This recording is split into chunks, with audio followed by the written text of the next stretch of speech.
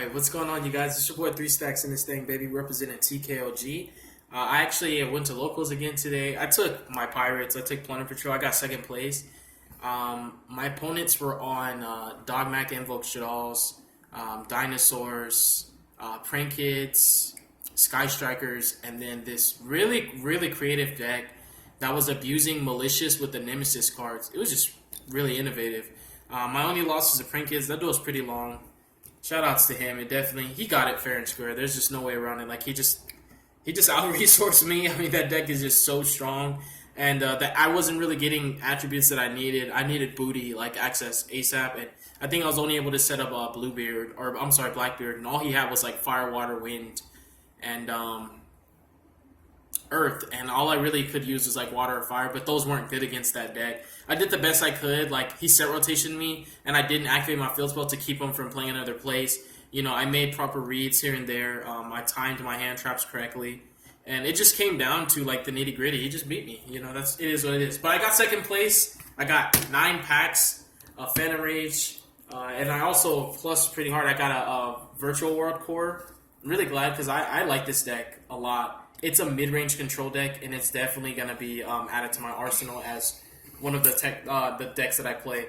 So I'm going to get into my list, you guys. I had some preparation for certain decks, but I didn't really play what I expected today. Nonetheless, there was like some really, really good matches that I had, and it was a lot of fun. And my Pirates did not disappoint me. I don't mind the only loss that I had. It's okay because I did good, like just in general. You know, I didn't really make very many mistakes. So let's go ahead and get into the list, you guys. So I'm going to start off with the monster lineup for the Plunders. So we've got 3 Whitebeards, 3 Redbeards. These cards, they're just standalone cards.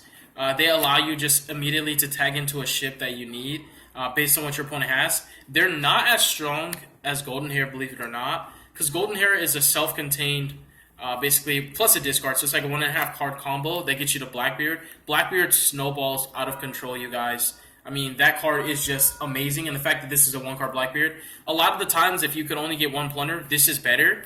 Even though Redbeard and White can tag into something on your opponent's turn, the difference is Black gives you a draw. And that's always good when you're digging for hand traps or more Plunder Patrol cards. So this card is just amazing. And then finally, obviously, the 3 Bluebeards. Every Plunder Patrol monster is good in their own right. Some are better than others in certain instances. Redbeard's probably the worst one, like, all the time, especially when you're going second. Because it really doesn't offer anything for you other than being a name. Except like with White, Golden, and Blue, they all can do stuff on your turn, including when you're going second. This is only useful when I was like trying to set up for Shipyard and stuff like that. Like I would Foolish Bro good Shipyard and just like bounce so I can just get access to it. But all the Plunders are just extremely good. This deck is just a really, really well-rounded deck. It's a control deck. It's a mid-range deck. It snowballs. It can set up multiple interrupts and follow-ups. And also, it's really, really good against the meta right now. Because banishing is always going to be better than destroying, and you could generate a lot of advantage off very few cards. That's why it snowballs. And I main deck the Pankratops. I feel like any deck that I can get away with main deck and Pankratops, I might as well, because this card is just so insane, this format. It's really, really strong. Something that you can struggle with is like going second against Schism. Like, yeah, like these are outs to Winda. Like Pankratops, just having the main deck Pankratops can be helpful.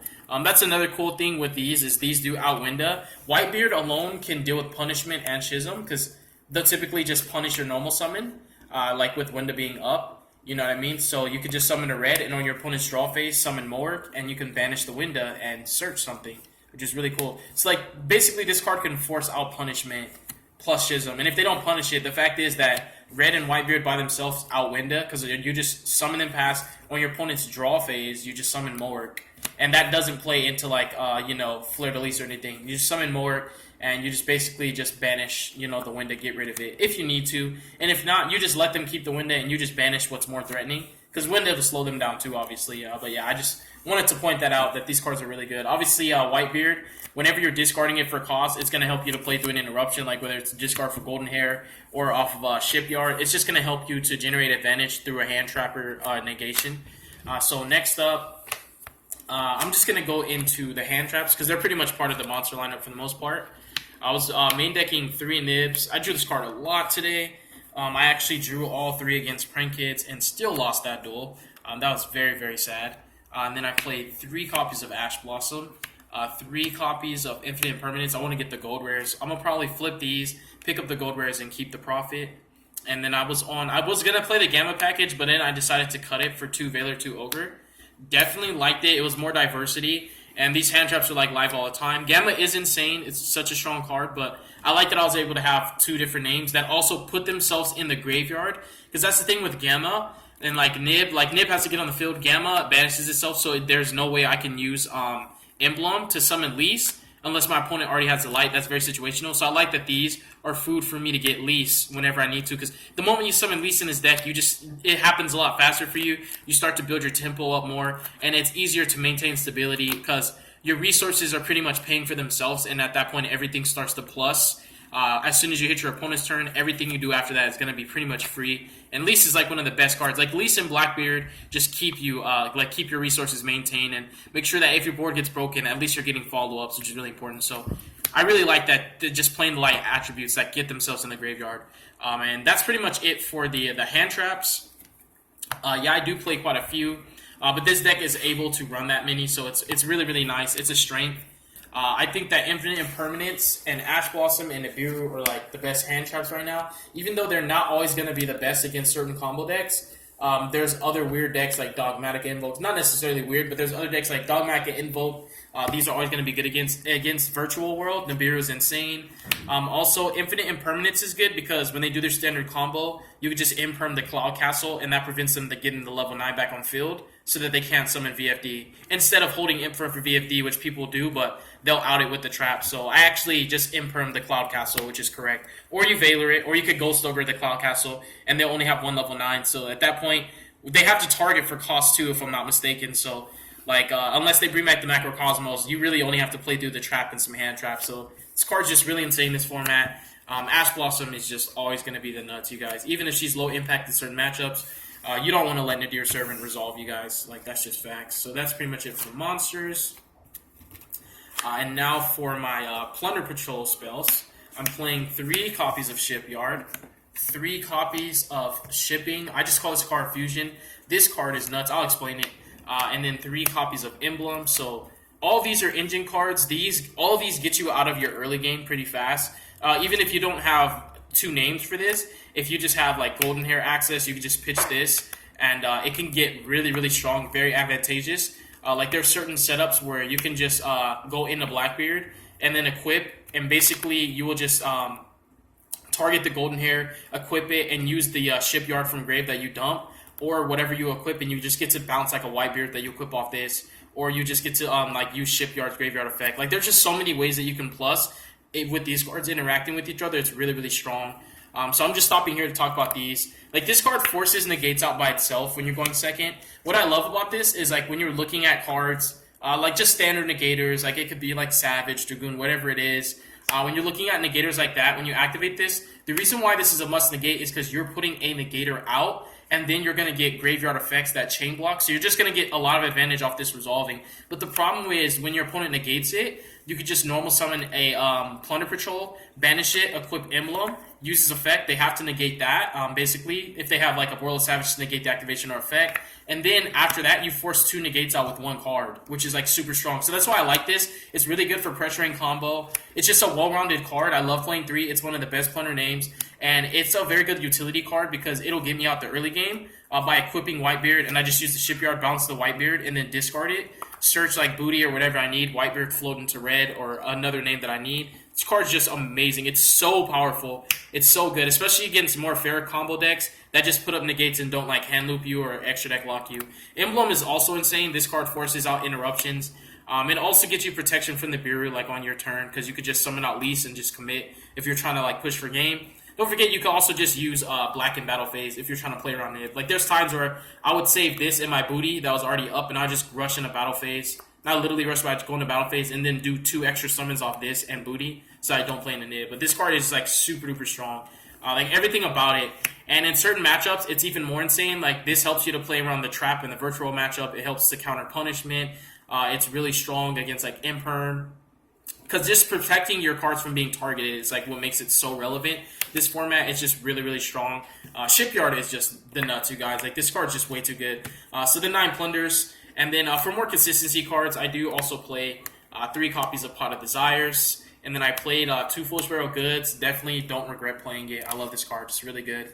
The format is kind of like wild card right now. There's like a lot of decks that are good, and you just don't want to play too many hand traps. So I decided to play a little bit more combo pieces than hand traps. So I cut down on the ratio of hand traps to play more stability cards to help me, so that I can play, because hand traps are not good unless you have a follow up. And this card was just insane. I've dumped Shipyard or Shipping off of it.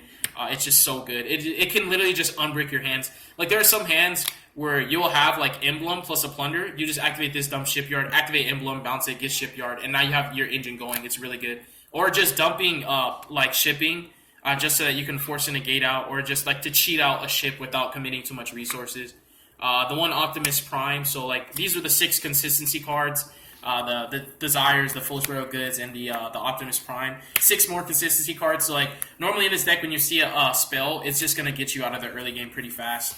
And the final spell that I'm playing is just the one called by, because Ash Blossom can still be really detrimental against this deck. Every single ship can be ashed, and that can just end your turn sometimes. So even though it's at 1, you might as well play it, and I just can't afford talents right now. I'm not gonna commit to that. And for the traps, I played 2 booties. I might go up to 3 this format. This card is really, really important, especially against Virtual World. And it's just kind of difficult sometimes with that trap, having to deal with it. So one of the things that you can easily do is just get out. Because VFD is not that strong against this deck, because you can just summon a Plunder. And like, if you have this, it's going to be a little bit more helpful. But you could summon a Plunder and just pretty much pass, and you could use like red or white on your opponent's turn. And this is really important because they don't have attributes that you can use outside of like the Dark for VFD and the Fire if they go into Vermilion Mech. So this is really important just so that you can keep playing. Because if your opponent doesn't have the proper attributes, your best bet is to use Emblem in tandem with your hand traps or cards that you summon. That's why I play certain cards in my extra deck that are light attribute, or the certain attributes that I need them to be for Emblem to work. So this is really important in this format. Might play 3. And then I played 1 Ice Dragon's Prison. I could only get 1. I bought it for my friend. It was actually clutch against Dinos. I wasn't able to break his board, but we're almost staying here. I slumbered him. He chain missed. He kept UCT. And basically, I just prisoned him on his draw phase, banished his Miscellaneous Source, which was his follow-up, and the UCT from the field. It was really nice. It actually just got me, like, total control of the game. So that's the main deck, you guys. Now I'm going to show the side deck. This deck is just really good if you know what you're doing. It's actually super strong going first or second. I can break so many different boards playing Plunders if you just know what you're doing. I've even made videos of this deck breaking multi-negate boards like multiple times, so you guys know that this deck is gas.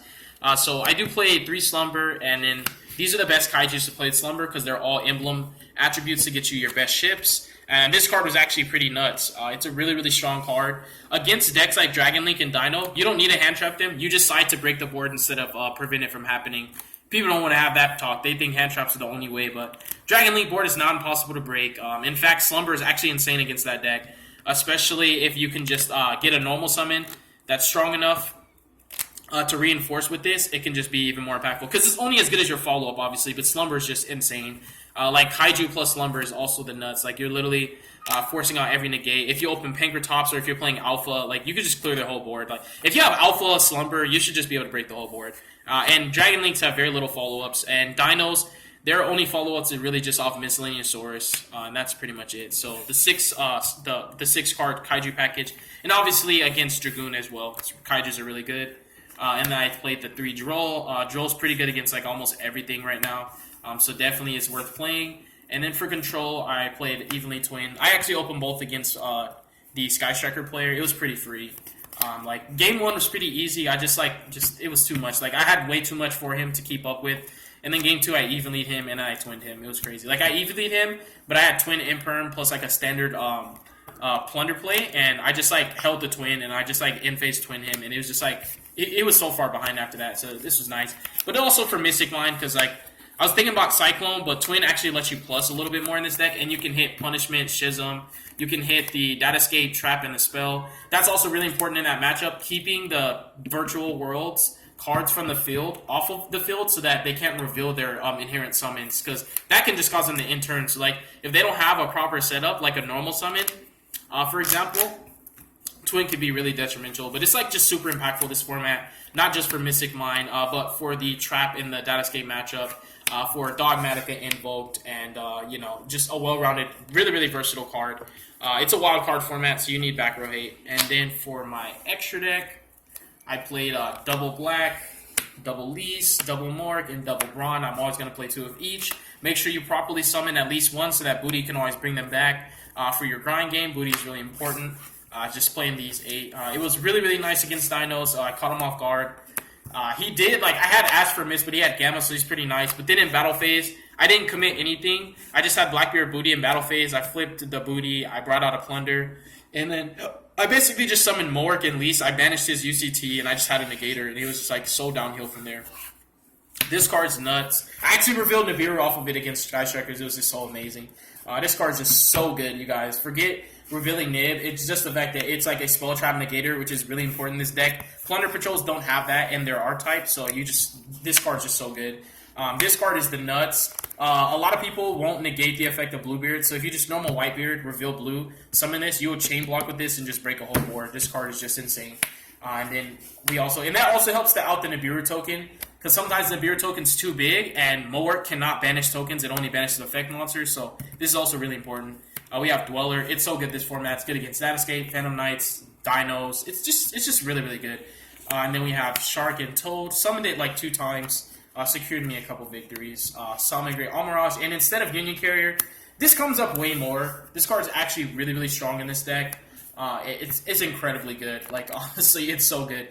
You can either basically go into Bahamut Shark for totally awesome, Abyss Dweller, or just hard summon Mork. And it's an extender. It's an extender inherently, so it's just really, really good to play through a lot of stuff. And that is the profile. I'm just gonna open these packs, and then that's the video. And be on the lookout for Datascape, because I pretty much got the whole core today, and minus 1 or 2 cards, which is really nice. Hopefully, I pull in the mighty name of Jesus. I'm gonna pull a Starlight rare. So let's see. Is there anything that I need? Okay, that's cool. That's cool. But yeah, Plunder Patrols are pretty good this format. If you know what you're doing. That's the thing with playing Rogue decks, is Rogue decks do take a lot more skill, because you really have to know what you're doing. You have to know the format. That means you have to study decks even if you don't play them, because this deck is good, but sometimes it's only as good as your knowledge of the matchup, because you can be punished with this deck. It's not as easy as it looks. Okay, so far I'm just looking for some of the missing Virtual World cards that I don't have yet. But I'm going to pull something good. For sure, for sure. Okay. Meow Meow. Fortunately, I already got 2, but dang, if I needed it, I would have it now. So, let's go. Because my boy told me that there's a Starlight amongst the packs that were given out to the winners. And I saw quite a few people open their packs. So I feel like, do I get the Starlight or what? Let's see. Okay, we're down to 4 more packs. There's still a very high possibility, because I think there would be only 1 other person, but I spoke it into existence, so we're gonna see. Okay. This set's kind of weird. It's there's some good cards in it, but then there's a lot of cards that only specific people would want out of the set. So I don't know if it's worth buying boxes. Singles might be where it's at. Okay, I definitely have enough of those. I'm hoping for either the Prismatic or the Datascape Super Rare Trap. I need 1 more of that. Okay, that's Mutant Beast. Okay. So this is the last pack. If I have the Prismatic, it's going to be in here. And if not, it's the other dude. No matter what, it is okay. So, let's see. Just put down. Nah, I didn't get it. So that means that the other person has it. And I didn't pull any of the other super rare Virtual World cards that I needed to get. It was still worth it, though. I mean, I had fun. It was only $5 entry, and look at the pluses. So yeah, you guys, that's pretty much it. God bless you guys. And I'm going to say a quick prayer, all right, my love? All right, so our Father which art in heaven, hallowed be thy name, Lord Jesus Christ. Thy kingdom come, and thy will be done on earth just as it is in heaven. Please give us this day our daily bread, Lord, and please forgive us of our debts as we forgive our debtors. And lead us not into temptation, Father, but deliver us from evil. For thine is the kingdom, the glory, and the power forever. In the mighty name of Jesus I pray. Thank you, Father. Amen. Peace.